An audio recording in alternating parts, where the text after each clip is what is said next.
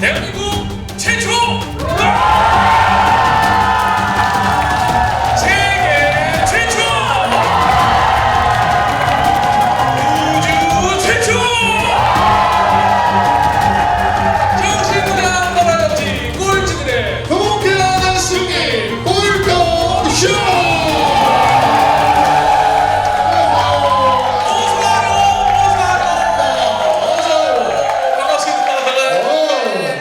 자, 오늘 벌써 64회 꼴통쇼. 오늘도 이렇게 또 네. 우리 꼴통쇼가 요즘 역삼역 시대를 맞이하고 있지 않습니까? 표가 좋아요. 맞습니다. 자, 이곳에도 오늘 또 이 자리를 가득 메워주신 우리 꼴통 시리즈 여러분 어서 오세요. 반갑습니다. 자, 여전히 또 우리 꼴통쇼 열심히 이끌어가고 있는 저는 세상에 딱 하나밖에 없는 꼴통 테이너 오종철입니다. 반갑습니다. 몸을 사랑하는 남자, 야채는 이마트, 과일은 총알의 이영입니다. 오늘 벌써 이제 64회. 네. 자, 이제 꼴통쇼 앱 출시를 또 임박하고 있습니다. 네. 아마 이 방송이 나갈 쯤 되면 아마 많은 분들이 또 꼴통쇼 앱을 맞습니다. 다운로드 받지 않으실까. 이제 여러분 플레이스토어에서요 꼴통쇼 검색하시면 저희 꼴통쇼 앱을 다운로드 받으실 수 있거든요. 그러니까 이제 조금 더 편하게 저희 꼴통쇼 들으실 수 있는데요. 이제 꼴통쇼 안에서도 이제 여러 가지 컨텐츠가 아마 준비될 예정이에요. 우리 꼴통 투어도 지금 진행하고 있잖아요. 투어도 지금 3개월에 한 번씩 하고 있고요. 네. 꼴통 쇼도 하고 있고, 저희가 앞으로 이제 꼴통 열차라고 해서 맞아요. 한 달에 한 번씩 그 기차를 통째로 빌려가지고요. 8명의 저자를 태워서 여러분이 그 저자와 얘기하고 싶은 분하고 여행을 같이 떠나는 프로그램. 맞아요. 국내 여행 같이 떠나서 네. 감사합니다. 그리고 아까 우리 이호 선생님 말씀하신 것처럼 저지르려고 해서 갑자기 생각났는데요. 네. 저희가 70회 때는 700분의 관객을 모시고 저희가 특집을 할 것이고 네. 100회 때는 1000분의 관객을 모시고 할 거니까 네. 여러분들이 많이 도와주셔야 돼요. 알았죠? 여러분 진짜 할 수 있게 도와주셔야 돼요. 감사합니다. 고맙습니다. 즉시 될 때까지. 자, 방송 중에 전화 받는 방송 꼴통쇼 함께하고 계십니다. 자, 그럼 제가 잠깐 좀 진행을 하도록 하겠습니다. 자, 우리 꼴통쇼 우리 또 제작을 위해서 우리 주식회사 4시 33분에서 어머나 정말로요? 자, 4시 33분에서 4시 33분은 어떤 회사인가요? 네, 카카오 게임이죠. 우리 활, 또 수호지, 그리고 블레이드. 정말 대단합니다.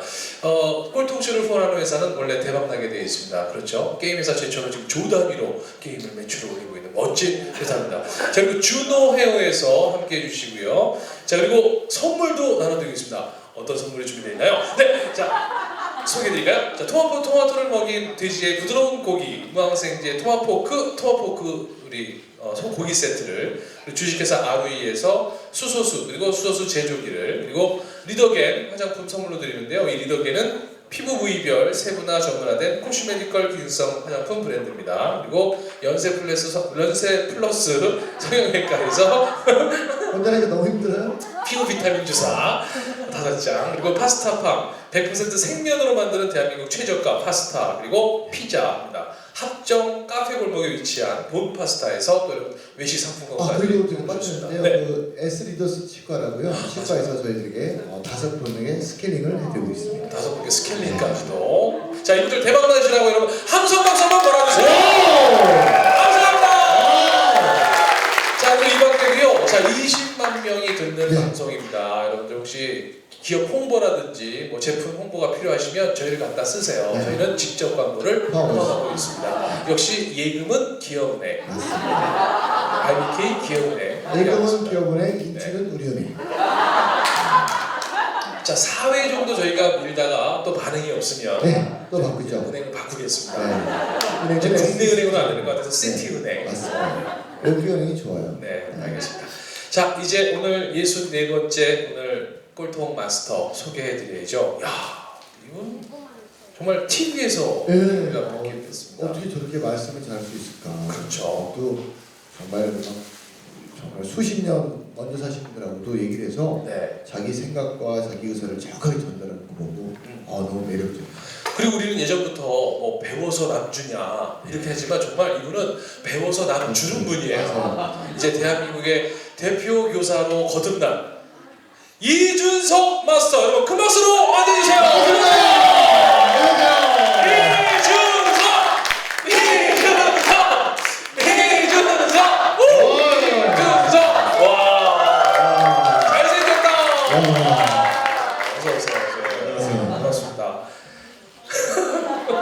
진짜 와가지고 아까 앉아서 기다리는데 어떻게 맞춰줘야 될지 참 민감하려고 하니까 저도 방송을 적게 해본 건 아닌데 진짜 배경음악을 실제로 넣을 줄 몰랐어요. 보통 방송 나가면 버튼 누르거든요.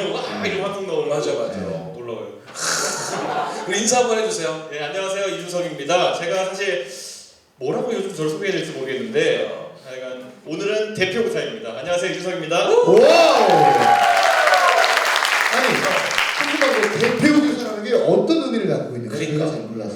베나사라는 제가 베나사라는 교육봉사단체래요. 맞아요. 근데 거기에 이제 뭐 교사가 많아요. 한 500명 정도 있어요. 오. 네, 그런데 거기서 뭔가 좀 권위주의적이지 않은 명칭을 찾으려고 이제 대표 명칭을 찾다가 대표 교사라고 했는데 되게 권위주의적이에요. 그럼 그 단체에서는 우리 학생들에게 어떤 것들을 전달하고 있나요? 그러니까 그 저소득층한테 네. 기초생활수급자나 차상위 계층한테 수학을 가르쳐요. 수학. 네. 왜냐면 제가 그거밖에 할 수가 없어요. 어. 제가 딴 거 가르치고 오려고 했는데 네. 알아듣게 가르칠 수 있는 게 그거밖에 없더라고요. 그래가지고 수학 가르쳐 주는데 그런데 또 막 영어 가르쳐 달라고 사회 가르쳐 달라고 그래가지고 네. 포기했어요. 어. 네, 그래가지고 수학에만 집중하고 있습니다. 수학. 그러면 잠깐 팁 좀 주시면 수학을 잘하려면 뭐가 필요한가요? 어떤 게 필요해요? 조건 세 가지. 문제 많이 푸세요. 그거밖에 답이 없어요. 아, 문제를. 네, 저희 왜 교육봉사단체 만들고 왜 수학하겠냐 그랬냐면은 네. 제가 중학생들 제가 2007년도에 이제 대학 졸업하고 한국 와가지고 네. 중학생들한테 물어봤어요. 저소득층들한테 야 니네 뭐 배웠으면 좋겠냐? 네. 우리가 만약 단체 만들어서 가르쳐주면 뭐 가르쳐줄까 그랬더니만은 이미 다 있대요 단체들이. 네. 니네 뭐 어디 가서 배워봤냐 그랬더니만 뭐 경제금융교육봉사단 이런 것도 막 교육 받아보고 이랬다는데 그래 거기 가면 뭐 해주니 그랬더니만은 거기요 우리가 필요한 거 빼고 다 해줘요라고 얘기해요. 네. 아 우리가 원래 필요한 거 빼고 다 해준다. 필요한 거 빼고 다 해줘요. 뭐 노란색 옷도 맞춰 입혀가지고 올라다니고 네, 뭐 통장 만드는 것도 가르쳐준대요. 네. 돈이 없대요. 그런데 뭐 그런 식으로 그런 상황이니까 네. 네. 원래 돈 쌓는 거면 성공경찰 해주잖아요. 그래. 네. 그런 거를 가르쳐줘야지 왜 애들한테 통장 만들어 통장 KB로 만들어 이런 거 가르쳐준대요. 그래가지고 그래서 수학을 가르치겠다. 수학. 네, 라고 마음먹은 거죠. 아니 아까도 본인 소개하면서 날 도대체 뭐라고 소개해야 될지 모르겠다 네. 그랬어요. 진짜 뭐라고 소개를 했으면 좋겠어요. 글쎄요. 사람들이 저를 어떻게 먼저 알았냐에 따라 저를 굉장히 다르게 그렇죠. 평가하고 또 다르게 알아요 보면은. 대부분의 사람들은 이제 새누리당 네. 뭐 그렇게 알고. 네. 네. 정작 제가 이번 주말을 어떻게 보냈는지 생각해 보니까 네. 오늘 토요일 아침에 그 대구 내려와가지고 대구에 교육하는 애들 졸업식 해주고 왔고요 지금. 야. 그래서 거기서 대구 시장님을 또 만나가지고 향후 협력 관계를 또 설정하기로 했고요. 네. 그리고 내일 아침에는 10시 반에 이거 미리 말해주나 국회에서 장관 후보자 임명 청문회 반대한다라는 성명을 발표하게 돼 있고요. 그 다음에 또 오후에는 김일성에 대해 방송을 하게 돼 있어요. TV조선에서. 네. 그러면 이게 뭐 하는 사람인가 이래가지고 헷갈리거든요 요즘. 그런데 욕심인 것 같아요 보니까. 그러니까 뭐 하나 제대로 하는 게 없네요. 그럼. 그러니까 참 애매해요 보면 보니까. 근데 거꾸로 좀 다 열심히 하려고 합니다. 다 열심히. 박수 한번 주세요. 자, 그러면 이제 오늘 우리 꼴통쇼 나오셨으니까 우리 정말 이준석이라는 사람은 어떤 사람이었는지 네. 한번 어렸을 때 학교 학창 시절에는 어떤 학생이었어요? 정말 지하철 기관사가 되고 싶었어요. 오. 네. 딱 한 가지 이유. 제가 옛날에 뭐 저 이렇게 나오고 하니까 사람들이 전부 다 강남에서 어디 뭐 대치동에서 왔나 이랬겠지만 노원구 상계동 출신이에요. 상계동. 거기 어디냐면 4호선 끝에 단곡이에요. 네. 맞아. 당고개. 네. 그게 여기 혹시 종점 사는 분 계세요? 종점? 종점 살아보시면은 그게 어린 나이에 진짜 제가 그 한 10년 가까이 여기 살았는데 그 동네에서 유일하게 제복 입는 분들이 그 당시에 지하철 기관사였어요. 아. 딱 얼마나 멋있는데 지하철 딱 와가지고 네. 그 이거 대구 안내 방송으로 네. 5분 뒤에 출발합니다 이런 거 하면서 제복 입은 유일한 사람이었고 네. 또 종점이니까 오래 서 있잖아요. 네. 맞아요. 되게 오래 봤단 말이에요. 아. 그래 어려서부터 그 모습을 동경했어요. 그래가 지하철 기관사 진짜 하고 싶었는데 네. 그게 쉬운 게 아니더라고요. 그래가지고 잘 공부를 모르겠다 공부를 했습니다. 그럼 저 초등학교 때부터 그럼 공부만 했어요? 아니 기관사 하려고 했다니까요 그때. 아니 그러면 그때는 그냥 공부 안 하고? 그때는 그러니까 사실 그 우리 동네에서는 한다고 했거든요. 상계동에서는. 예, 상계동에서 한다고 했는데 그래서 좀 힘들었어요. 많이 그래가지고 제가 이런 말 하면 진짜 안 믿어요 사람들이. 제가 무슨 공부가 힘들었어요 이렇게 얘기하면 진짜 안 믿거든요. 그런데 그건 있었어요. 상계동에서 그 언제가 한번 문화충격이었냐면 저희 큰어머니가 맥도날드를 한번 사오셨어요. 94년도인가? 93년도인가? 근데 그때 상계동이 없었어요. 진짜요? 네, 그러니까 그 상대적 박탈감이라는 게 장난 아니었어요. 사촌들이 너 이거 먹어봤어라고 할 때 되게 막 스트레스 받았는데 그거 외에도 공부라는 것도 제가 그때 나가가지고 뭐 영어라는 걸 접해볼 기회가 있었어요. 뭐가 있었겠어요. 그렇게 너무 스트레스였던 거죠. 그런데 어느 순간 우리 엄마가 역시 역할을 많이 하시더라고요. 그러니까. 네, 그래가지고 저를 갑자기 더 이상 상계동에 있으면 안 되겠다 해가지고 목동에 떨어뜨려놨어요. 네. 혼자? 아니 집이 이사를 버린 거죠.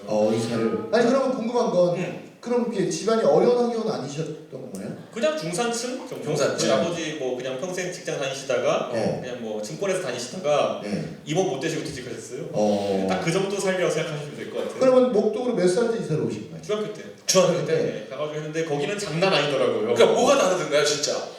애들이 독서실 가요. 상계동은 독서실 안 가는데 없었어요 독서실. 도대체 상계동이 그렇게 지금 아니 진짜 놀랐던 게 뭐냐면 제가 상계동에서 봤을 때는 진짜 거기는 문방구 외에는 진짜 학술 시설이 없었어요. 근데 그 목동 가니까 학술 시설 왜 없어요? 딴 게 있죠. 그러니까 PC방 정도가 유일한 탈선 시설이었고요. 네, 그래가지고 PC방에 빠지긴 했죠. 그럼 전학 가서 금방 적응하셨어요? 아니요. 그런데 사실 그 전학 가기 전에 한 1년 반 정도 제가 해외에 이제 아버지 주재원 갔다 왔거든요. 갔다가 오니까 완전 순간 이동한 거예요. 그러니까 상계동에 살다가 4학년 끝나고 나가지고 그 해외 싱가포르에 아버지 주재원 가셔가지고 1년 반 정도 있다가 중학교 때 돌아온 거거든요. 돌아오니까 그 격차를 감당을 못하는 거예요. 상계동에서 와 내가 그래도 닭머리 정도 한다 이래가지고 소위 말하는 닭 대가리 정도 한다 위치에 있다가 딱 목동에 딱 떨어지니까 와 진짜 수학도 못하겠고 과학도 못하겠고 영어도 못하겠고 이 생각이 너무 들었던 거예요. 그래서 저는 그게 지금 정말 충격이었어요. 그래가지고 그때 진짜 밤새는 노력을 했던 건데 목동이라는 곳이 얼마나 피말리는 곳인지 그때 제가 체험했던 게 뭐냐면은 와 여기는 내신 경쟁이라는 걸 얼마나 열심히 했으면은 교과서에 그 제가 기억나는 게 뭐냐면 기술 산업이라는 과목이 그때 있었어요. 기술 산업 책에 보면은 우리나라의 어업이라는 그림이 있었어요. 거기 보면 이렇게 하는데 배 어부가 몇 명 타고 있는지까지 외우더라고요. 애들이 경쟁을 막 그렇게 하는 거예요. 근데 요즘은 애들이 설마 그렇게 하지 않겠죠. 그런데 그 당시에는 저희 학교가 700명이었어요. 굉장히 월천중학교였는데 거기 내신 경쟁이라는 건 제가 완전 문화 충격이었던 거예요. 그 정도로 이제 버티고 나니까 저는 지금까지 중고등학교, 대학교 제가 중학교 때 목동에서 중학교 다니고 고등학교 때 서울과학고등학교 갔고 대학교 때 하버드 가가지고 거기까지가 제 학력인데 가장 어려웠던 게 중학교예요. 그래가지고 그 극한 경쟁에 한번 내몰려 보니까 글쎄요 한편으로 이제 많은 사람들이 그런 얘기를 해요. 경쟁에 내몰렸을 때 회의를 갖는다는 얘기를 많이 하잖아요. 그리고 오히려 그 뭐라고 해야 될까? 학생들한테 잘하는 학생들한테 야 너무 경쟁에 찌들지 마라 이렇게 얘기하잖아요. 근데 저는 그거를 제 삶이 그렇지 않았기 때문에 저는 차마 애들한테 그 말을 못 해주겠더라고요. 그래가지고 오히려 거꾸로 가가지고 제가 이 대나사랑 단체 만났을 때 뭐냐면은 경쟁하지 말라는 거 되게 무책임하다는 생각이 들었어요. 우리 가가지고 우리 대학생들이 그때 한 7명 정도 모여가지고 단체 만든 거거든요. 야 우리 가서 뭐 할까 그런데 그때 한참 유행했던 게 뭐냐면 멘토링 힐링이에요. 그렇죠. 얘들아 공부하지 않아도 잘 살 수 있어. 하나만 해도 대학 갈 수 있어. 지금은 거짓말인 거 맞잖아요 지금 보면은. 근데 그 거짓말 안 하기 위해 가지고 그래 그렇다면 적어도 동등하게 경쟁할 수 있는 환경을 만들어주자 그래가지고 진짜 수학을 가르쳐보자라고 했어요. 그러면 저 싱가포르에도 사셨잖아요. 그러니까 싱가포르에서 이렇게 공부를 하다가 한국에 들어와 보니까 저희는 뭐 싱가포르에서 공부를 안 해봤는데 그렇지. 싱가포르하고 한국하고 또 교육제도는 어떤 것들이 많은 문화체계인가요? 싱가포르 애들은 제가 2번 쇼크를 받았는데 뭐냐면 우리나라 이상으로 엄격해요 교육제도가. 걔네 진짜 경쟁 무한 경쟁이에요. 예를 들면 어떤 부분에서? 걔네 중고등학교에 가보면 아직까지 때려요. 제가 그때 겪었을 때까지 보면은 저는 물론 인터내셔널 스쿨이지만 로컬 스쿨 이런 데 가면은 때리더라고요 아직까지. 그리고 그 중국인들이 이제 많기 때문에 우리보다 더 엄격한 어떤 그런 문화를 가지고 있는 곳들도 많고 또 제가 그다음 놀랐던 건 뭐냐면 미국에 있을 때 보면은 미국에 보면 그 한국 애들이 하버드에서 이기지 못하는 애들이 싱가포르 애들이에요. 진짜 이길 수가 없어요. 걔네보다 더 치열한 걔네는 그 나라 자체가 보니까 극도 엘리트주의예요. 그래서 걔네는 우리나라 같은 상상도 할 수 없는 일들을 엘리트들한테 막 시켜가지고 걔네는 군복무도 빼줘요 보면 엘리트한테. 그러니까 그 극한 경쟁에 계속 그 계단 밟아 올라가는 걸 애들이 맛을 들이니까 이길 수가 없더라고요. 그러니까 그리고 걔는 또 이런 식이에요. 그래가지고 걔네는 그 행정고시를 가가지고 행정고시 보고해주고 이렇게 가는 것도 아니고 공무원이 돼요. 네. 그럼 공무원한테도 고연봉을 줘요. 걔는 또. 그러니까 나라 자체가 거기도 이제 우리나라랑 똑같아요. 가진 게 자원이 없고 이렇다니까 보니까 인재 입성이 사람밖에 이렇게 없어. 하는데 근데 거기서 극한 경쟁으로 가는 거예요. 와, 그런데 걔네는 철저하게 공교육 체계 하에서 공교육 체계가 학원이란 게 없어요. 싱가포르는. 근데 그 공교육 자체도 엄청 버겁기 때문에 우리나라의 학력고사 정도 상상하면 될 것 같아요. 그러면 그렇게 초등학교 때 지하철 기관사를 꿈꾸던 이준석이 그럼 중학교 그 치열한 경쟁 속에서 내가 뭐가 되겠다 꿈꿔요. 저는 진짜 제가 빌 게이츠가 되고 싶었어요. 사업. 빌 게이츠 같이 사업해가지고 왜냐면 제가 한참 그때 그 했을 때가 빌 게이츠가 이제 참 야구르게 돈 다 벌어놓고 40대 때 이제부터는 자선 사업하겠다 이러고 다니는데 맞아.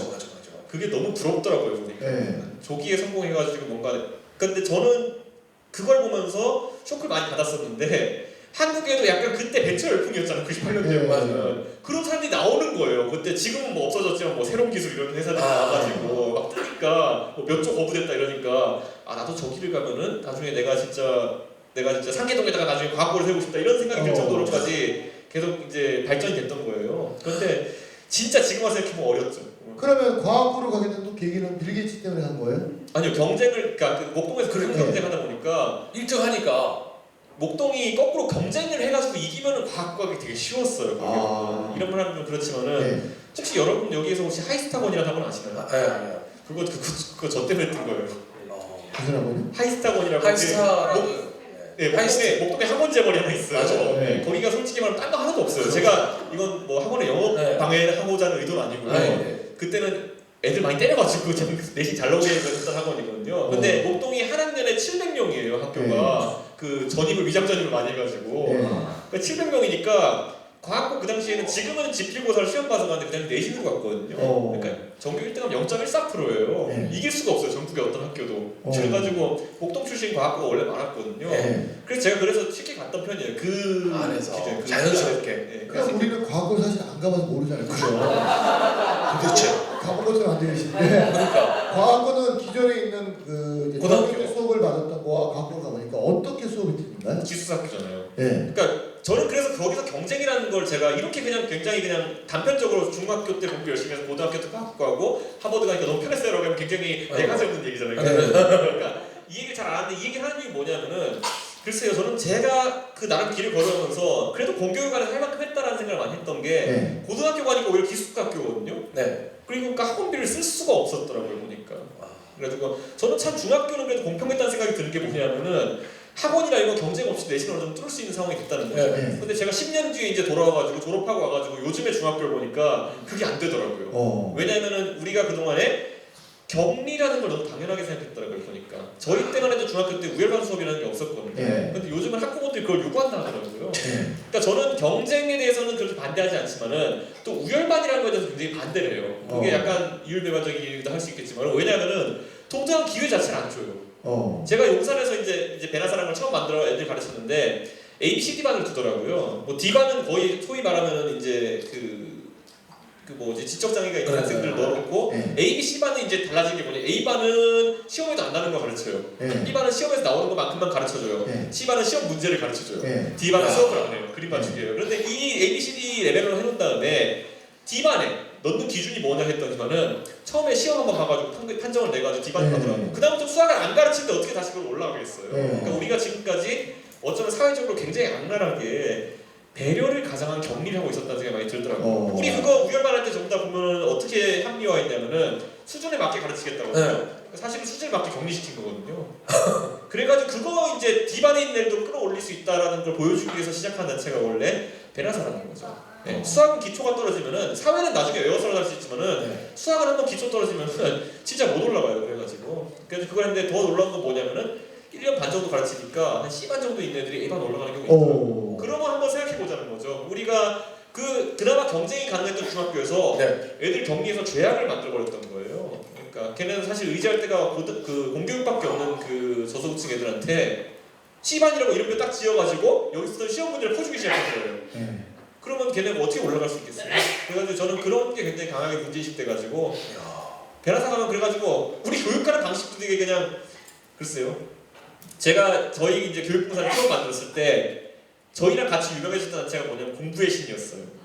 공신닷컴. 지금도 저랑 굉장히 친해요. 강태 대표. 저랑 되게 친한데 거기는 가면 멘토링 해주겠다 그래요. 근데 우리 멘토링 안 해주고 딱 뭐냐면은 애들한테 매일 수업하면서 수학 문제 40문제씩 던져줘요. 그냥 수업해준 다음에 40문제 준 다음에 40문제를 다 풀면 집에 가고 다 풀지 못하면 집에 가지 못한다. 선생과 학생 모두. 그러니까 저는 이게 만약에 방송에 나가면은 어떤 교원단체든 어떤 무슨 또 굉장한 교육학 이론을 가진 분이든 저를 공격할 수밖에 없을 거예요. 뭐라 저런 전근대적인 인간이다 이렇게 하면서 공격할 수도 있을 거거든요. 걱정하셨대요. 저희는 뭐 그렇게 많이 영향력 있는 방송이 아니에요. 아니 근데 저는 여기서 당당한 게 뭐냐면은 아니 진짜 보면은 저희 그래서 베라사에서 항상 얘기했던 게 뭐냐면은 저희가 기회의 평등을 넘어가지고 한번 결과의 평등이라는 걸 내보자. 그게 왜 그러냐면 A반, B반, C반 그 레벨인 애들 전부 다 아무리 못하더라도 무조건 내가 오늘 40문제 풀고 갔다라는 성취감을 주게 하겠다는 게 목표였어요. 그러니까 이게 더 오래 걸린 사람도 있고 더 조금 걸린 사람도 있을 거 아니에요. 근데 그게 애들한테 변화를 가져오더라고요.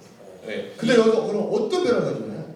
그러니까 이런 거예요. 자 그러면 어떤 변화를 가져올까요? 부분에서 그만 20분이 넘어가고 말았습니다. 재정이 부족한 방송, 끊어야 하는 방송. 저희는 녹화를 생방처럼 하거든요. 그래서 일부를 여기서 마무리해야 되겠습니다. 야 여기까지 지금 이준석 마스터와의 얘기를 들었어요. 그죠? 어떤 효과가 있는지를 못 들으면 또 이건 또 들은 게 아니거든요.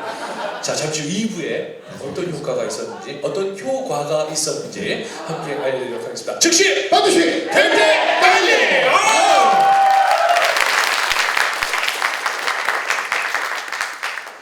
자 여러분은 총각내 이영석과 그리고 서통테이너 오동철이 진행하는 꼴찌들의 통쾌한 승리 64회 오늘 또 우리 정말 배나사를 운영하고 있는 우리 대표 교사입니다. 우리 이준석 마스터와 함께하고 있습니다.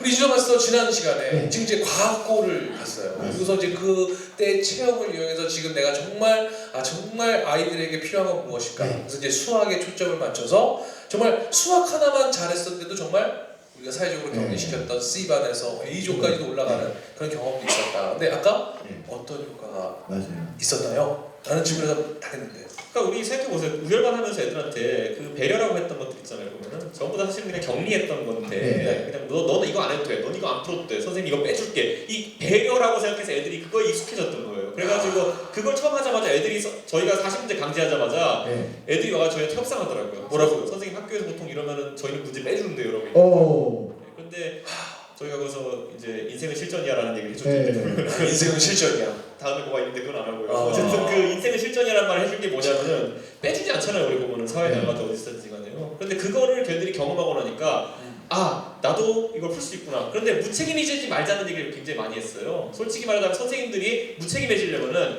답을 퍼줄 수도 있어요. 미리 옆에서 손잡고 풀어줄 수도 있어요. 그런데 그거 하지 않고 한번 애들한테 끝까지 가는 걸 한번 풀로 한번 경험을 하게 해주자. 그랬더니만은 처음엔 애들이 안 믿었어요. 그래가지고 저희가 보통 3시에 수업을 시작하면은 제가 가장 길게 수업해본 기억이 16시간이었어요. 애들이 왜냐면은 이쯤 하면 보내주겠지라는 생각하거든요. 근데 이게 어쩌면 악랄한 선생님일 수도 있겠지만은 그걸 한번 경험해보고 나니까 애들이 그래도 시계만 보고 가진 않더라고요. 그러니까 이쯤 되면 보내주겠지라는 것보다는 내가 극복해야 되겠지라는 생각을 하게 되고 그 승리의 경험들이 쌓이니까 그다음부터 자기 시간이 주는 게 보여요. 기하급수거든요. 대한민국의 어떤 중학생이라 할지라도 중학교 레벨의 교육에서는 자기 능력을 발휘할 수가 있어요. 우리가 어떤 중학교 수학도 못 풀만한 그런 학생들은 우리가 거의 없거든요. 요즘 보면. 그러다 보니까 장사시잖아요. 제가 경기할 때 중교 수학을 못 풀었어요.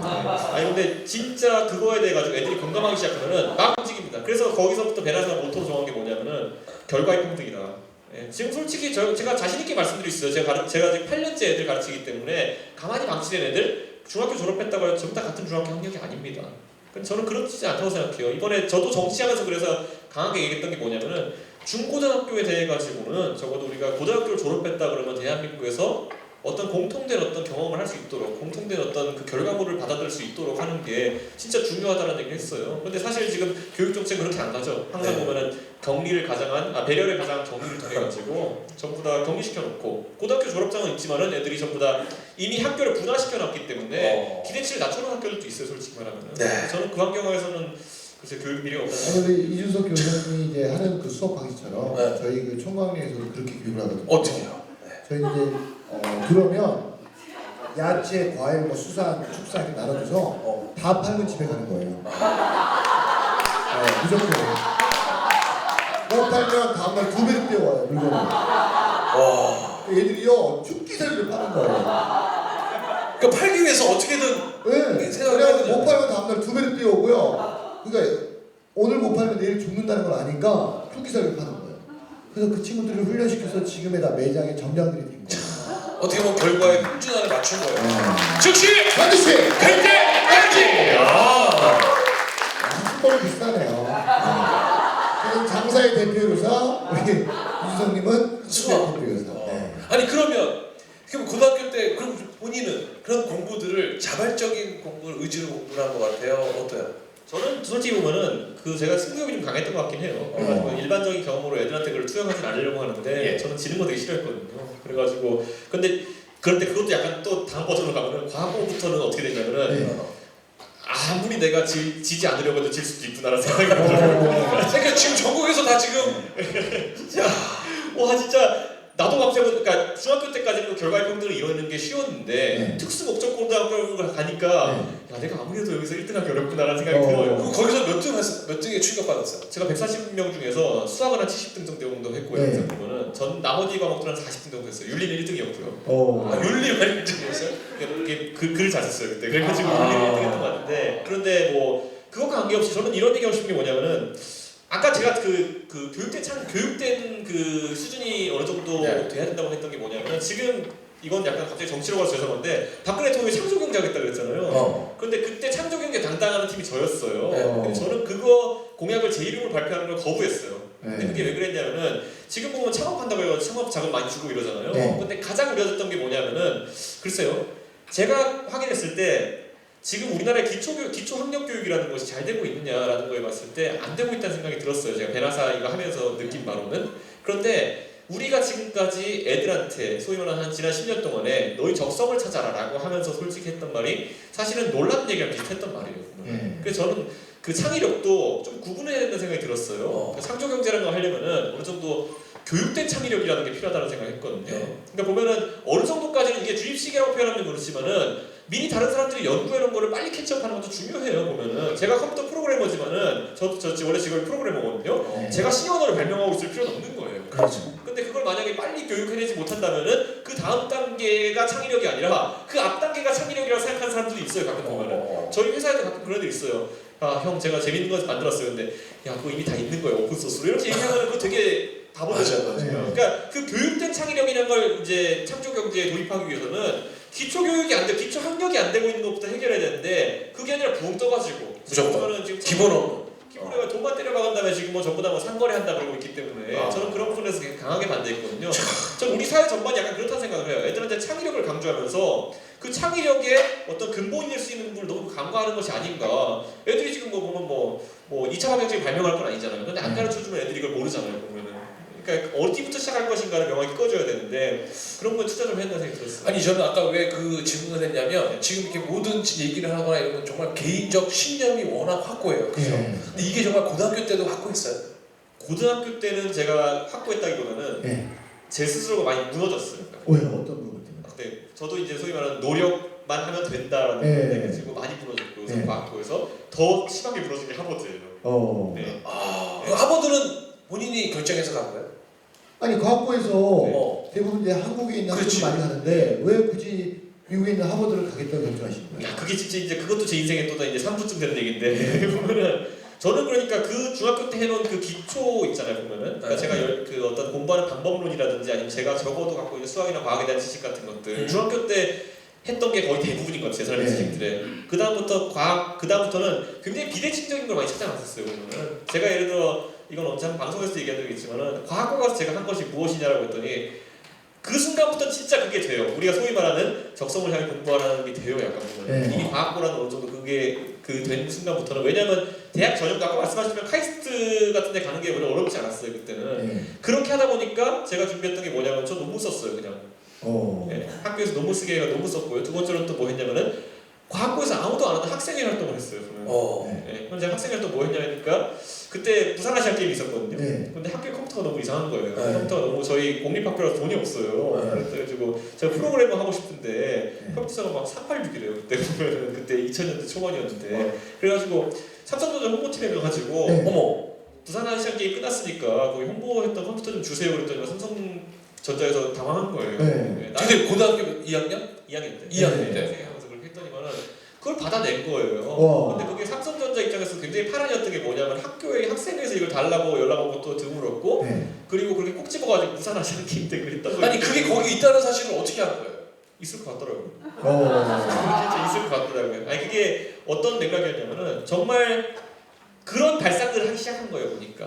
네, 굉장히 영악해졌다는 생각이 많이 들었던 거죠. 네. 왜냐하면 그쪽에 우리가 과학고라는 이름을 팔 생각도 했던 거고 그걸 부끄러워하지 않았던 거고 그리고 내가 어차피 졸업할 학교지만은 그 당시 과학고 2년만 다니거든요. 그 당시에 조기 졸업을 했으니까 그렇기 때문에 내가 어차피 6개월 뒤에 졸업할 학교지만은 여기서 한 건 해야겠다 이런 같은 문제의식이 굉장히 있었던 거거든요. 그래서 컴퓨터 몇 대를 받았어요? 그때 12대 받았어요. 12대 받았는데 생각해보세요. 전시용 컴퓨터니까 네. 지금도 전시용 컴퓨터 보면 진짜 우리 일상에 안 쓰는 컴퓨터들 주잖아요. 네. 그때 그게 뭐였냐면 액정 모니터였어요. 2002년도에 액정 모니터라는 거 없었거든요. 와. 그러니까 그때 전시품 액정 모니터라는 걸 거의 전국인 학교 중에서 제일 먼저 썼을 겁니다. 제일 좋은 컴퓨터 뭐잖아요. 근데 거기서 제가 또 악랄한 게 뭐냐면 그걸 또 네. 하버드에 갈 때 썼어요. 그 경험을. 그 경험들을 그 경험 정리했어요. 어떻게? 그러니까 미국 대학 갈 때 보면 본인이 했던 가장 중요한 그걸 삶에서 어떤 가장 거? 중요한 게 뭐였냐인데 액정 모니터 받아온 거 그런 걸 썼거든요. 근데 그게 대파란이었던 게 뭐냐면은 저는 거기서 충격을 한 번 또 먹었던 게 뭐냐면은 제가 붙은 건 하버드지만 스탠포드 입학사정관을 뒤에 만날 기회가 있었어요. 네. 그래서 스탠포드 대학교 입학사정관한테 야 나 같은 사람이 왜 붙었을까 물어봤더니만은 너 2002년도에 그 고등학교 졸업하고 2003년도에 대학 들어간 거 지원한 거 아니냐. 네. 그때 명확히 기억한다. 2002년도에 전부 다 나머지 한국 학생들은 자기가 월드컵 때문에 왜 인생이 바뀌었는지 썼다. 네. 그런데 전부 다 입학사정관인데 나 빼고 다른 학교도 이 한국이 나 미친 나라가 아닌가 싶었다 이렇게 얘기하더라고요. 어떻게 축구 이벤트에서 자기가 자기 삶의 뭐 인생의 교훈을 얻고 솔직히 말하면은 그렇게 와닿지 않았다는 거죠. 네. 근데 그게 저는 약간 그런 생각했어요. 한국인들이 그 감정이입에 너무 몰두하는 것이 아닌가. 네. 나는 뭐 대단한 얘기라고 생각하고 얘기를 풀어나가지만 사실 듣는 사람 입장에서 그렇게 감회가 없는 얘기를 굉장히 많이 풀거든요. 저 지금도 제가 벤처 구멍가게 하지만은 저 오면은 직원들한테 물어봐요. 야 그냥 딴 거 다 필요 없고 넌 두 가지만 나한테 들어라. 중학교 때 성적. 네, 아까 제가 말했잖아요. 중학교 굉장히 공평한 성적이라고 해서 네, 중학교 때 성적이랑 두 번째로 뭐냐면은 네가 나한테 5분 동안 해줄 게 있으면 해봐라. 너만이 갖고 있다고 생각하는 얘기 5분 동안 해봐라 그러면은 100% 못해요. 100% 못해요. 여러분 여기 앉아있는 분들한테 제가 과감히 한번 얘기해보자면 5분 동안 본인의 경험이라고 생각하는 거를 한번 풀어놨을 때 과연 진짜 그 5분 풀로 채울 수 있는지 저는 약간 회의적이거든요. 그러니까 그걸 대학생들 제가 강연 가서 해보라고 할 수 있는 사람이 없더라고요. 그러니까 그러면 과학고 다닐 때 예. 아까 얘기처럼 하버드를 결정하게 된 계기는 뭐예요? 그것도 되게 생뚱한 게 뭐냐면은 이게 운이라고 표현은 그렇고 그 과학고 때 2학년 1학기 때 카이스트 입학이 확정이 돼요. 그래가지고 한 4개월 정도 시간이 남아요. 그러면은 4개월 시간 남아가지고 제가 그냥 그 SAT나 이런 거 시험 봤는데 시험 성적으로는 하버드를 못 가요. 하버드를 못 가요. 그러니까 그게 그 당시 SAT가 1600점 만점이었는데 뭐가 좀 취약했어요? 그 여러 가. 영어를 못했죠. 영어를 못했죠. 야 수학 천재. 수학은 만점 받고 영어를 그때 160점을 깎여가지고 네. 그때 거의 뭐 1440점이니까 뭐 상위 한 그래도 한 7% 이 정도 들었는데 하버드가 성적은 아니죠. 미국의 상위 7%라고. 그런데 거기서 문제가 뭐냐면은 그래서 제가 그때 서울과학고에서는 한 번도 유학을 간 적이 없었어요. 하버드에. 저희 앞에서는 네. 한 명 딱 갔었어요. 그런데 그때 그래도 한영외고나 아니면 대원외고 같은 외국 고등학교 유학을 굉장히 많이 갔거든요. 네. 그래가지고 제가 그 SAT 시험을 보러 외고에 갔어요. 근데 거기 유학반 선생님이 과학고생을 보니까 굉장히 우스워하는 거예요. 야 니네는 영어도 못하잖아 이렇게 얘기하는 거예요. 그래가지고 아 그런가 해가지고 저 솔직히 위축됐어요. 앞에 선례가 없기 때문에. 그래가지고 가서 얘기했더니만은 그래서 넌 주립대 정도 가면 되겠다 이렇게 얘기하더라고요. 네, 근데 그게 나쁘다 이런 얘기가 아니라 전혀 저는 그러니까 기존의 사람들이 그 입시 전문가라는 사람들이 이것이 방법이요라고 했던 것이 아닌 쪽으로 가게 된 거예요. 그러니까 왜냐 그렇게 점수를 맞출 자신감도 없었고 시간도 없었으니까요. 그래서 저는 제가 고등학교 있을 때 그 제가 공부를 포기하고 연구했던 것들, 그 연구했던 것도 논문을 영어로 만들어서 낸 것도 있고, 그리고 그 컴퓨터 받아온 얘기 이런 걸 에세이로 원서로 낸 거예요. 네, 그래가지고 거기 뭐 외국 사람들 다 떨어지고 제가 간 거죠 이제 보면은. 안 된다고 했던 하버드가 되신 거예요. 근데 저는 그 부분에 있어서 그러니까 하버드 대학교에 가면은 원서를 어떻게 보냐면 우리나라 입학 사정관제라는 거 지금 하잖아요. 네. 저는 우리나라 입학 사정관제는 또 잘 정착되면 되게 좋을 것 같은 게 뭐냐면은 그 입학 사정관제 저도 몰랐어요. 하버드 입학한 사람은 자기가 왜 뽑혔는지 알 수 있어요. 딱 그 사람들만 알 수 있어요. 그러니까 대한민국의 나머지 입시 전문가 다 사기예요. 그걸 본 적이 없으니까. 네. 가면은 그 입학 그 사정관의 그 사무실에서 원서를 보여줘요. 자기 원서를 자기가 냈던 원서를 그대로 종이를. 근데 어떻게 돼 있냐면은 원서가 이게 넘기는 게 돼 있고 위에 체크 표시라게 돼 있어요. 네. 그 체크를 3개가 있어요. 네. 입학 사정관이 체크를 그러니까 3명이 돌려보는 거예요. 3명이 돌려보면서 이 사람의 전체 원서를 봤을 때 내가 이 사람이 우리 학교에 들어오겠다 싶으면 체크를 하는 거예요. 네. 체크가 3개면은 바로 통과. 합격. 2개면은 다시 한번 재검토. 네. 한 개 이하면 패스 이런 거거든요. 네. 근데 저는 그 체크가 3개였어요. 그러니까 그걸 보면서 제가 놀랐던 게 뭐냐면은 결국에는 그 하버드라는 대학교가 제가 가기 전까지도 몰랐어요. 이 학교가 결국 입학 사정관제를 하면서도 신뢰도를 유지할 수 있었던 게 뭐냐면은 그 입학 사정관이 그 안에서 그 조합을 맞추기 위해 노력하는구나. 이 학교 안에 절대 샌님만 있어도 안 되고, 그렇지. 절대 이 학교 안에 뭐 부자만 있어도 안 되고, 절대 이 학교에서 그걸 맞추기 위해서 노력하는 과학적인 그 과정이 입학 사정관이구나라는 생각했던 거거든요. 근데 우리나라는 반대로 되겠죠. 우리나라는 만약에 옆집에 개똥이가 진짜 우리 애보다 수능점수가 떨어지는 걸 아는데 입학 사정관제를 붙었다 그러면은 소송을 걸려고. 맞아. 그 보면은. 그러니까 저는 그거 보면 되게 놀랐어요. 그래서 제 친구 중에 보면은 가장 놀랐던 게 팔레스타인에서 온 애가 하나 있었어요. 팔레스타인 저는 거기서 사 처음 봤어요 생전. 그 나라가 설립된지도 몰랐어요. 아직까지 또 분쟁 중인 줄 알았는데 나라가 있더라고요. 근데 그 걔가 와가지고 진짜 밑을 깔았어요. 영어도 못하고 수학도 못하고 아무것도 못해요. 컴퓨터도 못해요. 그런데 들어와 있어요. 그런데 3년 뒤에 저보다 잘했어요. 야. 부끄럽더라고요. 그러니까 그 입학 사정관제가 그 정도의 과학성을 띠게 되면은 진짜 무서운 거더라고요. 거기서 걔는 그래서 제가 물어봤어요. 야, 걔가 이름이 아마드였는데 아마드 넌 도대체 뭐 원서에 뭘 쓰는 거냐? 넌 이거 봤으니까 알 거 아니야 그랬더니만은 딱 한 가지 애국심이라고 그러더라고요. 야.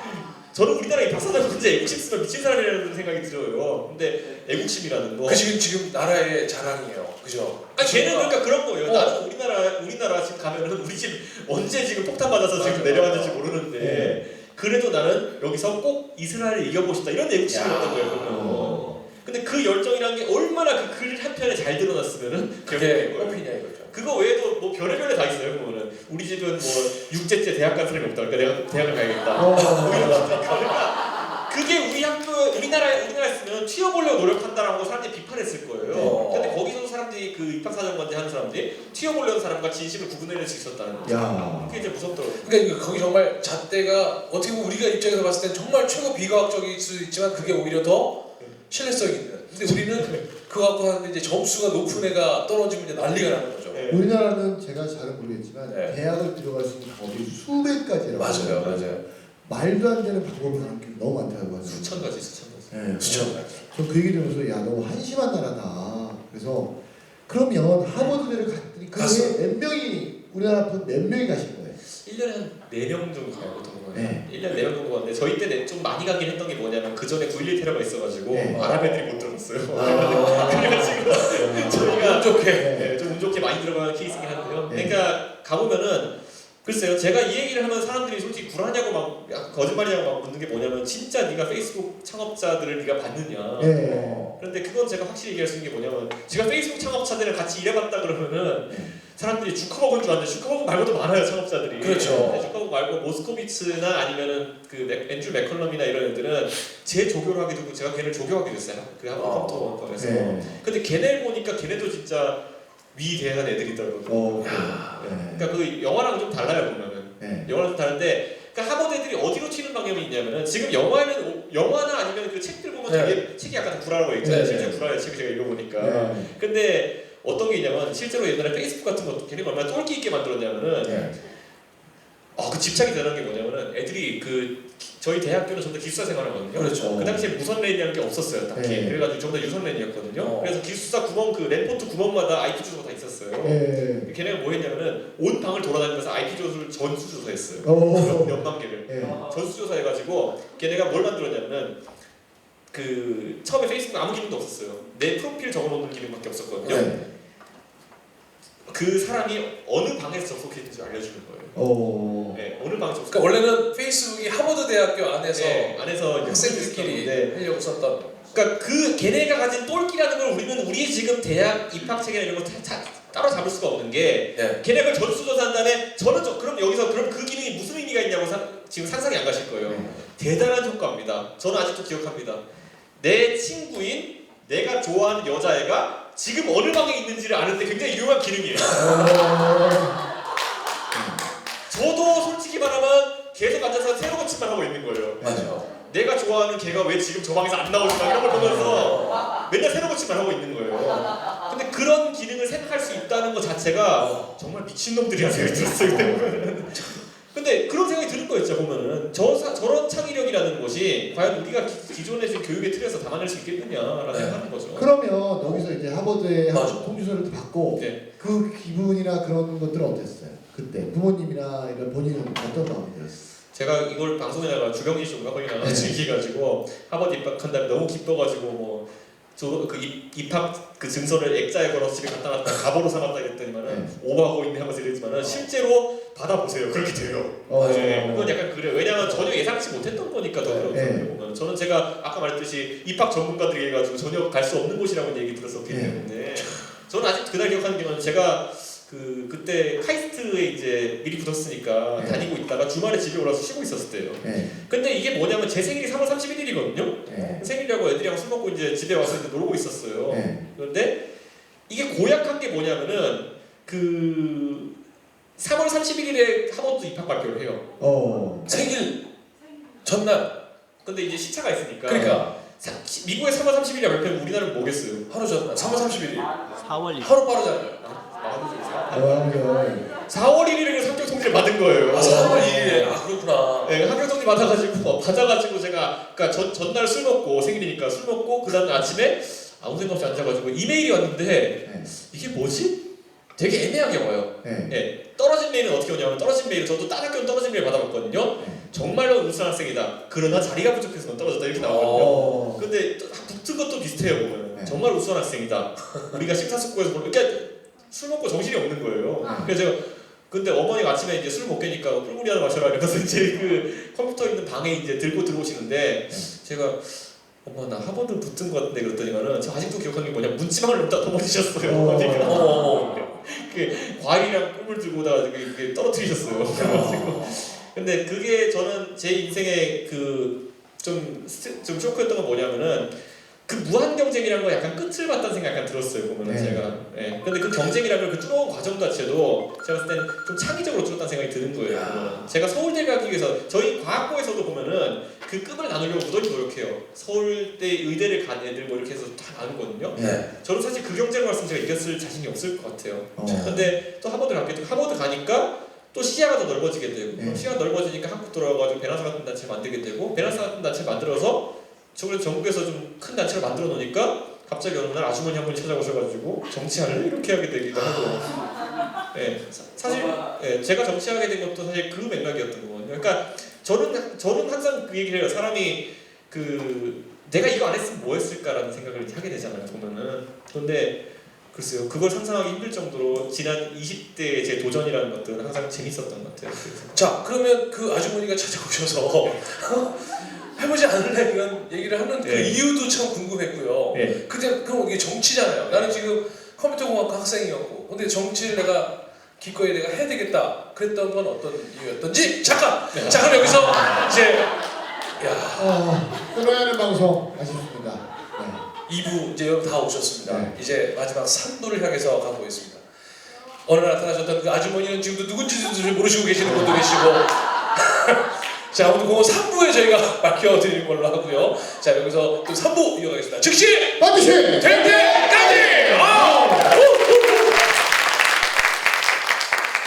자 여러분은 지금 그 아주머니도 찾아오지 않는 총각내 그 아주머니를 저희가 만났던 그쵸? 그분을 만났던 저는 취임식 날 모시고 갔죠. 취임식 날 가셨었고요. 또 저는 또 2013년 현충일에 또 배지를 받았고 2014년 현충일에 또 배지를 받았던 대통령의 배지나 총학년 이영석과 그리고 소통테이너 오동철이 진행하고 있는 꼴찌들의 통쾌한 승리. 자, 64회 오늘 우리 이준석 마스터와 함께하고 있습니다. 여러분 다시 한번 좀 환영의 박수 한번 부탁드립니다.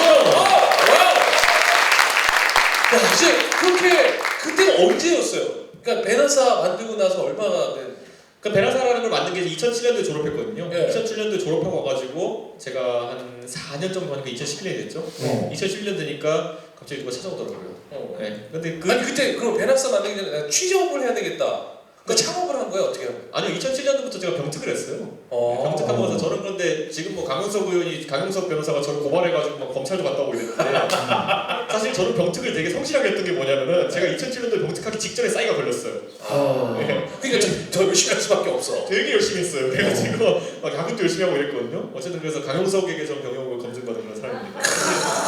근데 요즘 강수 변호사랑 친하게 지내고 있어. 내일 같이 김일성이 가는 방송한다니까. 그러니까 맞아. 네, 생뚱맞아. 이게 인연이라는 게 그렇게 되게 되는 거니까. 그러니까. 근데 저는 제가 병특하면서 그 어느 정도로 극단적이었냐면 병특하면 솔직히 말하면 병특 여기 하신 분도 있을지 모르겠지만 병특하면서 알바 뛰낼 수도 있어요. 그래서 저는 엄청 경직돼가지고 하면 안 돼. 비영리 활동을 해야겠다. 그래서 베나사. 네, 그래서 교육봉사 활동을 하자. 그래가지고 베나사라는 걸 만들어서 교육봉사 활동을 4년 그 병특하면 3년 했는데 회사에서 또 안 놔주고 4년 했어요. 그래서 4년 동안 하게 된 거거든요. 그런데 이런 게 생각이 들어요. 그러니까 저는 베나사라는 걸 우연한 기회에서 하게 됐지만 제가 정치란 영역에 넘어오고 나가지고 와 그때 그 선택이 내 인생에서 가장 글쎄 재밌는 선택이었구나라는 생각이 든 게 뭐냐면 제 2007년으로 돌아가 보면은 저도 나름 그 엘리트 교육 코스를 밟아왔기 때문에 지금의 여러분들이 보시는 약간 그 공부 잘하는 띠꺼운 애들이 갖고 있던 습성을 다 갖고 있었어요.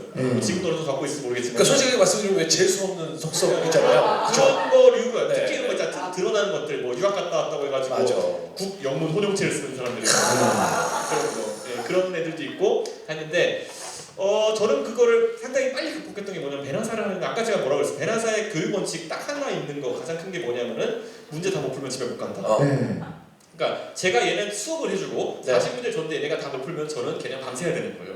그럼 저의 매일매일 수업하는 도전은 뭐냐면은 어떻게든 얘네를 이해를 빨리 시키고 밤새지 않게. 집에 빨리 보내는 거예요. 그러니까. 애들과 저의 이해관계가 일치해요. 맞아. 그렇게 되면 어떻게 되냐면은 제가 무엇이든지 걔는 기초 정말 부족하거든요. 무엇이든지 중학교 2학년 수준의 언어로 풀어 설명하지 않으면 안 되는 거예요. 그 전까지는 구경문 혼용체를 썼겠죠. 구경문 혼용체를 쓰면 애들이 못 알아먹어요. 맞아.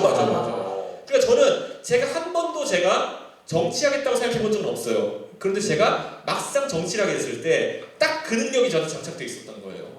무슨 말을 하더라도 중학교 2학년도 알아먹을 수준으로 말할 수 있는 수준이 누구나 쉽게 이해할 수 있게. 그러니까 가가지고 제가 처음에 정치하니까 정치가 원래 말로 하는 거잖아요. 그렇죠. 입만 사는 사람들이 하는 건데 정치하니까 처음에 가가지고 당신이 그래도 뭐 비상대책위원회 급이 있으니까 백분토론도 나가라고 이러는 하는 거예요. 백분토론 나갔는데 처음에 명단 보고 덜덜덜 했어요. 그러니까. 그랬더니 노회찬, 진중권, 뭐 표창원 막 이런 유시민 막 이런 사람들인 거예요. 그래서 나는 한 번도 내가 정치에 대해서 관심 가져봤던 것도 아니고 여기 가서 이길 수 있을까 했는데 갈 때마다 수업 때마다 대박을 쳤던 거예요. 지금은 제가 토론한다 그러면 별로 의심 안 해요 사람들이. 그 당시에 긴가민가 하면서 내보냈던데 그때 딱 그거였던 거예요. 왜냐면 생각해보세요. 중학교 2학년 수준의 레벨에서 모든 걸 설명할 수 있다는 능력은 대단한 거거든요. 가서 경제민주화를 중학교 2학년 레벨에 설명할 수 있다? 그건 정치인한테 굉장히 강력한 무기예요. 맞아. 지금 내가 하려고 하는 정책을 그렇게 설명할 수 있다? 우리 정치인들이 갖추지 못한 덕목이에요. 지금 우리 보면 교수들이 전부 다 하고 있고 이렇게 되기 때문에 검사들이 왜 법 얘기하고 전부 다 무슨 학술적으로 얘기하고 이렇게 하기 때문에 국민과의 소통이 잘 안 되는 것도 있는 거거든요. 저도 그렇게 얘기를 할 수 있어요. 근데 그렇게 하지 않는 게 버릇이 된 거예요. 그래가지고 그게 강한 무기가 됐다는 걸 깨닫게 되고 정말 정치를 하버드에 제가 아까 1년에 4명 5명 있다고 그랬잖아요. 정말 솔직한 얘기로 선배도 그렇고 후배도 그렇고 저 빼고 전원이 정치하고 싶어했어요.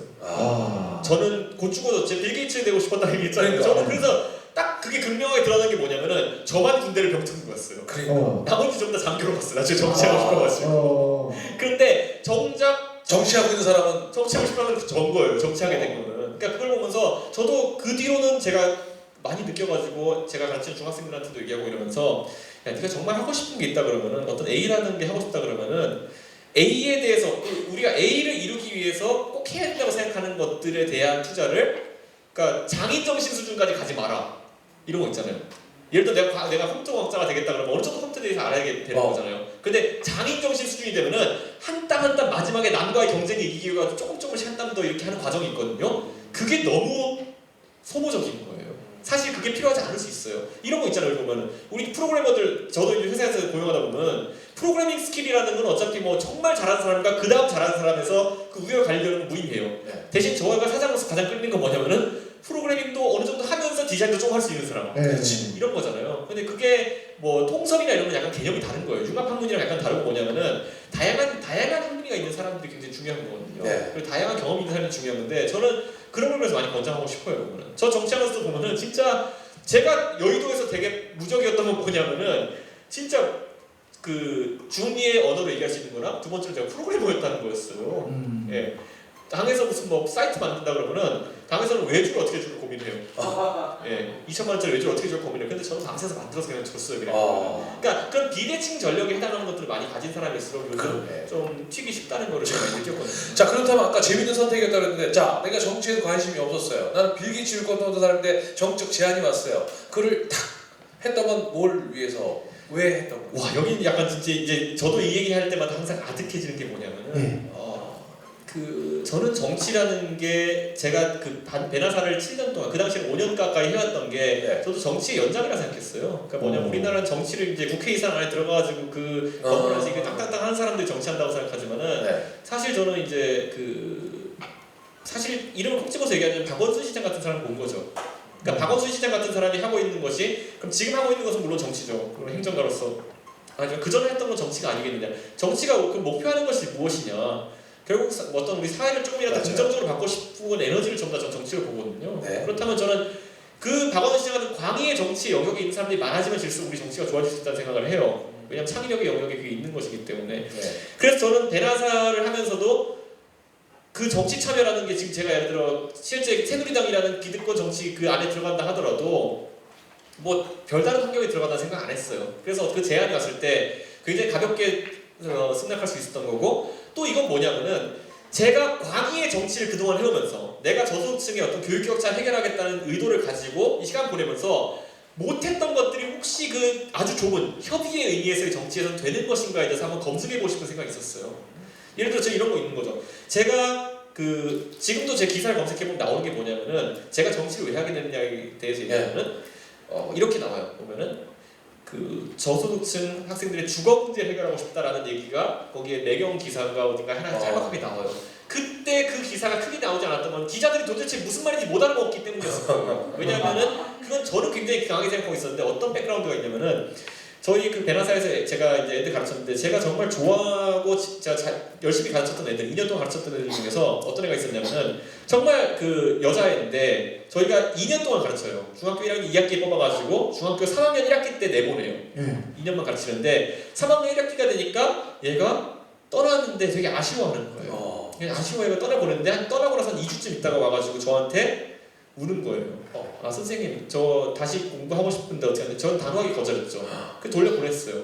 그런데 걔가 그 다음에 또 찾아왔어요. 그래서 왜 자꾸 그러냐 그랬더니만은 선생님 지금까지 베나사가 있어서 그래도 제가 다른 삶에 힘든 걸 참아왔는데 못하겠어요. 뭐가 그렇게 힘들었는데 그랬더니만은 여자애가 갑자기 그때 교복 입고 왔거든요. 학교 갔다 왔는데 교복 입고 와가지고 갑자기 자기 치마를 들어 올리는 거예요.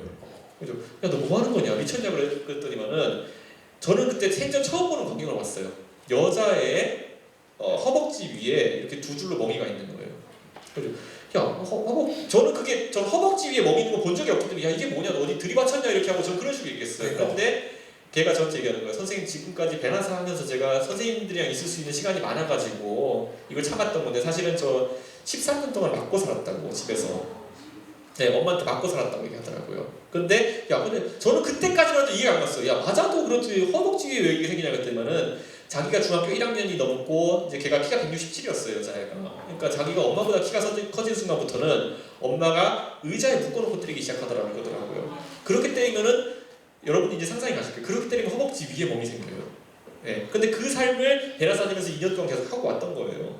그러니까 저는 그 말 듣고 눈이 뒤집혔어요. 아니 어떻게 이런 일이 있을 수 있냐 하면서 그 당시에는 제 어린 나이의 정의감으로 애를 빼돌려가지고 저희 집에서 재웠어요. 왜냐면 제가 여동생이 있기 때문에 여동생 방에 재웠거든요. 그 저는 그때 제가 어떤 혈기 있는 청년이 될 수 있었지만은 어떤 문제를 해결할 수 있는 능력이 없다는 걸 뼈저리게 깨달았던 거예요. 왜냐? 그 엄마가 애 어디 갔냐고 난리치면서 전화가 와가지고 제가 난 당신 같은 엄마한테 애를 돌려보낼 수 없다 그랬더니만은 엄마가 길이길이 날뛰면서 싸우다가 엄마가 그 수면제 엄청 막 먹은 거예요. 네, 수면제 엄청 먹어요. 그때 그래서 용산에 이제 그때 지금은 없는데 중앙대학교 용산병원이 있는데 가서 위세척하면서 막 중환자실 있어요. 저는 더 놀라가지고 내 인생도 이렇게 끝나는구나 이런 생각했어요. 제가 배나사랑 단체도 이렇게 끝나고 이렇게 끝나는구나 했는데 위세척하고 이래서 어떻게 살아났거든요. 그런데 그러고 나서도 우리 선생님들끼리 모여서 논의하기를 얘를 다시 가정으로 보낼 수는 없다. 그래가지고 그 청소년 쉼터라는 곳에 보내자 라고 했는데 그 쉼터에 애를 보내고 나가지고 더 충격이었던 거예요. 우리가 지금까지 다 어쩌면 나라에서 케어하고 있다고 생각했던 것들 쉼터에 가면 애들이 그래도 더 케어받을 수 있다고 생각했는데 뭐냐면은 이런 말 하면 좀 그렇지만 애가 저희가 보내고 난 뒤 1년 뒤에 돌아와가지고 저희가 알게 된 건 뭐냐면은 걔가 성매매로 갔다는 걸 알게 된 거예요. 네. 그 다음부터는 저는 그때부터 굉장히 무너졌어요. 지금까지 우리가 결국 세금을 투입해서 한다고 했던 모든 복지나 이런 것들이 어쩌면 우리가 세금 낸다고 해서 다 의무를 다 하는 것이 아니었구나 라는 생각도 그런 관심까지 가졌어야 되는데 그래서 그 얘기가 나오는 거예요. 저소득층 주거 문제를 해결하겠다. 저소득층 청소년 주거 문제 해결하겠다고 했는데 사실은 그걸 쉼터 얘기를 한 거였는데 기자가 못 알아보고가지고 그렇게 적은 거예요. 근데 그래서 그 당시에는 정책적 대안을 만들겠다 얘기하고 해가지고 되게 많이 만들었어요. 그래가지고 예를 들어 지금은 보면은 이상한 얘기가 아니에요. 노원구나 이런 데 보면은 노원구청장이나 이런 분들이 아이디어 해가지고 하고 있는데 쉐어하우징이라는 거 있잖아요. 보면은 우리나라에 주거 취약계층이 셋이 있어요. 보면은 그 아까 말했던 가출 청소년들 그리고 대학생들 돈 없는 대학생들 그리고 독거 노인들 지금 그 세 상태 각자 전부 다 그 주거 지원을 하고 있거든요. 그 셋이 한 집에 모여 살 수 있게 한다면은 그런 문제가 해결되고 예전보다 절감할 수 있지 않겠냐라는 그 순진한 얘기를 했고 그게 아직까지도 언론에 남아있고 그게 제가 지금도 정치하면서 굉장히 이루고 싶은 목표 중에 하나였던 거예요. 아니 저는 이제 개인적으로 궁금한 게 이제 교육 얘기도 하시고 정치 얘기도 하셨는데 제 주관적인 생각인데 우리 교사님도 주관적인 생각을 여쭈고 싶은데 저는 개인적으로 교육감이 왜 당이 필요할까 그런 생각 하거든요. 그런 부분에 대해서 어떻게 생각하세요? 교육감이라는 걸 잘 보면요. 교육감이 예산 저도 이제 그 문용민 교육감이 계실 때 제가 배나사 대표 자격으로 자문회의에 들어 있었거든요. 그런데 예산이 없어요. 예산이 없기 때문에 당에 알랑거릴 수밖에 없는 상황이 돼요. 보면은 교육청 예산이 뭐 8조, 10조 이렇게 지역만 다르지만 된다고 하더라도 대부분은 급식비나 아니면은 그 교사 월급으로 자동 지출되는 금액이에요. 그래서 자기가 재량으로 이제 뭔가 새로운 걸 시도해볼 수 있는 금액은 몇백억대밖에 안 돼요. 보면. 근데 서울의 1000만 인구의 교육도시에서 그런 게 굉장히 적은 금액이거든요. 그래서 외국도 교육감의 당이 있습니까? 그러니까 직선을 하죠. 거기는 당은 없죠. 직선을 하는데 미국 같은 직선을 하게 되는데 거기는 권한이 더 세요. 보면은 우리나라 같은 건 말이 안 된다는 게 교육 과정도 건드릴 수 있어요. 그러니까 아예 그렇게 하면 할지 모르겠는데 우리나라는 보면 그냥 교사 월급을 누가 주냐의 문제지. 지금 보면은 그렇게 그 교육 자치라는 게 되고 있지 않거든요. 그러니까 저는 그런 부분에서 좀 자유화가 많이 됐으면 좋겠어요. 자 그럼 앞으로 이제 거의 마무리될 시간이 다 됐어요. 벌써 그랬어요. 앞으로 이준석 대표교사에는 어떤 꿈이 있어요?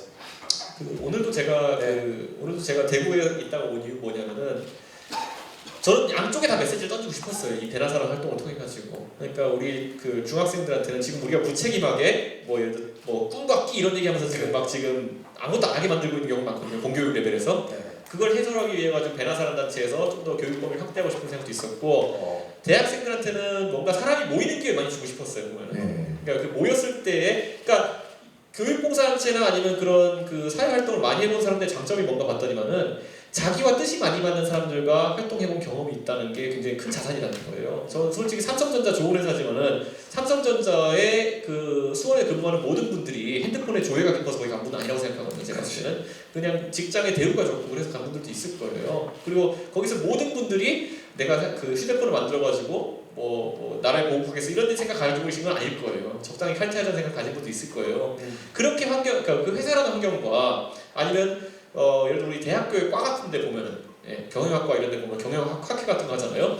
모두 다 웃으면서 자료 공유하는 것 같지만 결국 같은 회사 원서 낼 거라는 거죠. 그러니까 그 경쟁 관계 속에서 사실 웃고 있는 건데 그런 관계가 아니라 정말 같은 목표를 위해서 뭉친 사람들이 한번 해보는 경험을 한번 해주게 하고 싶었어요.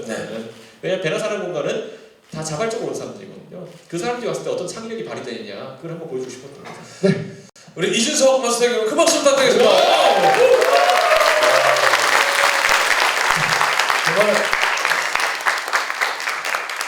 어떻게 보면 쉽지 않은 것 같아요. 네. 최고 정말 엘리트 코스로 어떻게 보면 정말 편안하게 살 수 있었고 어느 누구보다 아까부터 핸드폰에 저희가 없지만 핸드폰 만들면서 그 편안한 대우 만들면서 살 수 있는데 베나사라는 또 그런 단체부터 시작해서 또 앞으로 우리나라의 교육을 받기 위한 또 정말 멋진 젊은이의 꿈 이야기를 함께 이 시간 통해서 들으신 것 저도 같습니다. 오늘 또 이제 수학 공부를 해서 네. 하버드를 오고 여러분 많은 어떤 지원 부탁드리겠습니다. 맞습니다. 자, 우리 이현석 대표가 하버드 가는 그날까지 즉시 반드시 절대까지! 이준석 마스터의 미션이라고 생각하시고 2년 안에 꼭 가셔야 됩니다. 그래서 하버드 입학 원서를 액자에 걸어서 집에서 성민이와 함께 입을 벌리고 사진을 찍는 우리 거예요. 또 위조 전문이었어요. 자, 그럼 우리 오늘 이준석 마스터를 이야기 들으면서 야 정말 저는 이렇게 신념이 확실한 사람을 정말 대한민국의 모든 젊은이들이 사실 이 신념이 없거든요. 신념의 깃발 하나가 없기 때문에 이렇게 좌충우돌 흔들림 속에 살고 있는데 정말 명확하게 자신만의 신념이 확실하니까 정말 어디 가서든 자기 의견을 이렇게 피력할 수 있었던 것 같아요. 자, 나는 오늘 이준석 마스터에게 챌린저로서 미션을 한번 받아보고 싶다. 아니면 내가 앞으로 교육봉사라는 데서 나도 이렇게 동참하고 싶다. 뭐 하시는 분 있으시면 자, 본인 소개 부탁드리겠습니다. 예, 인천에서 온 두 초등학생 아들. 아들 딸을 둔 네. 이희숙이라고 합니다. 반갑습니다. 감사합니다. 오늘 우리 또 이준석 마스터 보시니까 어떠셨어요? 예, 아이 너무 좋았고요. 네. 이제 배움을 나누는 사람들이잖아요. 네. 사실 저희 아이들이 지역아동센터를 다니고 있어요. 그래서 이제 고등학생들한테 멘토링을 받고 이제 대학생들 언니 오빠들한테도 멘토링을 받고 있는 그런 입장인데 저희 아들이 지금 초등학생이잖아요. 근데 네. 아까 말씀하실 때는 중학교 때 공부를 하라고 했잖아요. 근데 이번에도 선생님하고도 했는데 큰애가 공부하기를 별로 안 좋아해요. 책 읽는 건 너무 좋아해요. 네, 책 읽고 축구하는 건 너무 좋아하는데 공부는? 공부하는 거 별로 그렇게 안 좋아해요. 근데 아까 문제 중학생 얘기지만 사실 문제를 던져주고 풀어라라고 했잖아요. 네. 근데 그것이 초등학생 애들한테도 가능한 건지 그냥 그대로 놔줘. 아니 사실 문제까지는 아니고요. 왜냐면 그러니까 어머니는 우리 아들이 어떻게 공부 잘해줬으면 좋겠어요? 초등학교 때는 그냥 저는 좀 많이 안 시키거든요. 근데 이제 지역아동센터에서 그게 프로그램이 있으니까 이제 그것만 이렇게 하려고 하는데 집에 와서는 그렇게 많이 하시고 그냥 숙제만 해라 이러고만 하고. 예. 베나사에서 그 강압적으로 약간 하는 것처럼 교육하는 이유는 또 한 가지가 뭐냐면은 사실 이건 마음 아픈 얘기인데 아까 지역아동센터 얘기도 하셨고 멘토링 얘기 많이 하셨는데 아까 제가 KB금융그룹도 언급했잖아요. 그 도움을 주겠다고 했던 많은 사람들이 이미 애들한테 신뢰감을 안 줘서 그래요. 보면은 너희도 원오브 댐이냐 이렇게 얘기하는 애들 되게 많아요. 저 이런 거 되게 많이 다녀봤어요라고 얘기하는 사람들 되게 많아요. 그래서 그 저희가 하는 모든 조언이나 멘토링 같은 게 먹히려면은 우리가 사실 모든 말이 먹히려면 우선 그 아이와 같이 공동을 이루는 성과가 있어야 되는 거예요. 단순히 어떤 뛰어난 사람이 말해준다고 애들이 듣진 않아요. 저 사람이 나한테 얼마나 신경을 써주고 있느냐 그거에 따라 좀 움직이는 거거든요. 그래서 나는 이걸 문제를 풀 수 없다라고 생각하는 아이들에게 한번 문제 풀고 그다음 다 풀고 집에 가는 경험이라는 거 그게 인생 최초 경험인 애들도 있어요. 뭔가를 다 하고 집에 가는 게 처음인 경우도 있어요. 그걸 같이 한 사람에 대해서 무한 신뢰를 주게 됩니다. 그러니까 저도 그거를 만약에 애들 교육이 저도 애가 아직 없기 때문에 애들 교육에 그 완전 뭐 유아기나 아니면 초등학교한테 어떻게 적용할지 모르겠지만은 그 신뢰는 확실히 있는 것 같아요. 같이 뭔가를 이뤄낸 사람이 하는 말에 대해서는 훨씬 더 신뢰가 가요. 우리 그 당연한 걸 알면서도 우리가 그렇게 안 하잖아요. 보면은 지금 보면은 그러니까 저는 그래서 베나사 애들 졸업하면서 제가 꼭 물어봐요. 야, 니네는 언제? 니네 처음에 분명히 갔을 때 집에 가겠다고 울기도 하고 이랬는데 어느 순간에 이 선생님들을 신뢰하겠다는 생각이 들었냐? 그랬더니만은 제 성적이 5점 오르는 걸 확인했을 때라고 얘기하더라고요. 그러니까 뭔가 성취감을 느꼈을 때. 같이 뭔가를 그게 성적이라서 제가 되게 말씀드리기 민감한데 성적이 아니라 다른 영역에서라도 뭔가를 이뤄냈다는 그 경험을 같이 하게 해주면 진짜 그게 변하는 것 같아요. 그러면 어떻게 초등학생에 대한 얘기 해주셨는데 저는 초등학교 때 보면은 그 이뤄냈다는 경험을 그 부모님들이 굉장히 이거 심어주려는 노력을 많이 했던 것 같아요. 근데 그게 초등학교 때 성적이 아니었던 것 같아요. 그때 보면은 대신 저는 제가 그 어린 나이에 8살 때부터 컴퓨터를 만지고 놀았어요. 근데 꼭 엄마 아빠가 확인했던 게 뭐냐면은 네가 컴퓨터 보고 노는 거 그 당시 컴퓨터 논다고 인식했잖아요. 그렇죠. 게임 한다고. 네가 그러면은 어제랑 오늘 다르게 뭐에 대해서 컴퓨터에서 아는 걸 하나만 어제랑 다르게 조금이라도 아는 거. 괜찮네. 예. 근데 저희 농담가 아니라 저 그렇게 얘기하고 싶어요. 제가 어릴 때 아까 제가 영어 배우는 거 같은 것들도 엄마한테 말도 안 되는 핑계 대가면서 심시티로 영어 배운다고 했어요. 그 도시진 게임 있거든요.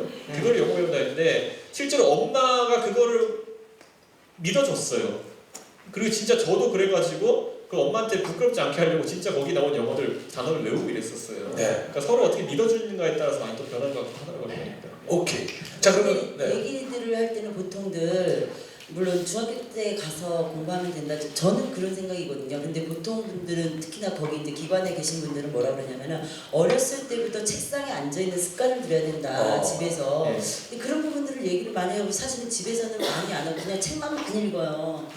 예, 그리고 이제 뭐 게임 좀 하고 뭐 그러면 오늘 뭐 그러니까 아마 제 생각에 그거는 아까 제가 이렇게 얘기했잖아요. 하버드 안 가본 사람들이 보통 하버드 입시 상담한다고. 그렇죠. 그러니까 어렸을 때 그 진작에 안 했던 분들 있고 그런 얘기 하시는 네. 거 보니까 그러니까 너무 또 신뢰하실 필요는 없는 것 같아요. 그러면 미션이 저는 아까 이준석 마스터에서 나온 것 같아요. 제가 정리해 드릴게요. 네. 저는요 아이만 새로운 경험을 한다는 건 무의미하다고 생각해요. 엄마가 같이 하는 것도 되게 의미 있을 것 같아요. 그래서 우리 엄마와 아이가 같이 하는 것도 좋고요. 엄마가 일단 매일 다른 경험을 해보시는 경험들을 한번 아니 오늘 그런 거 있잖아요. 나 오늘은 뭐 아이하고 내가 어제까지는 내가 이 책을 안 읽었었는데 오늘 이 책을 한번 내가 엄마가 먼저 읽어줬다. 뭐 이런 거 있잖아요. 그거를 딱 우리가 한 며칠 정도 해보면 딱 좀 의미 있을까요? 한 달? 며칠간 관계없이 조금씩 키워가세요. 조금씩 한번 키워보는 건 어떨까요? 큰 거 도전들 하나씩 큰 거. 네, 같이. 그러니까 엄마가 같이 처음에 해보는 작은 거에 성취감 느낄 수 있게 하면 되게 좋아하더라고요. 네. 자, 그래서 마무리. 아시겠죠? 네. 자, 네. 꼴통쇼 네. 페이지에 그 사진 올리시면 네. 훨씬 더 하시는 데 있어서 이게 억지라는 생각이 아니라 하게 돼요. 네. 자, 우리 어머니께서 우리 미션 수행하실 수 있게끔 여러분 함께 자, 즉시 반드시 될 때까지! 감사합니다.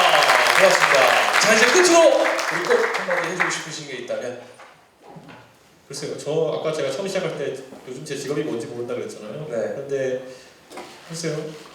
어쩌다 보니까 제가 가진 모든 것 자체니까 그래도 대한민국에는 비슷한 길을 걷고 있는 사람이 없는 것 같아요.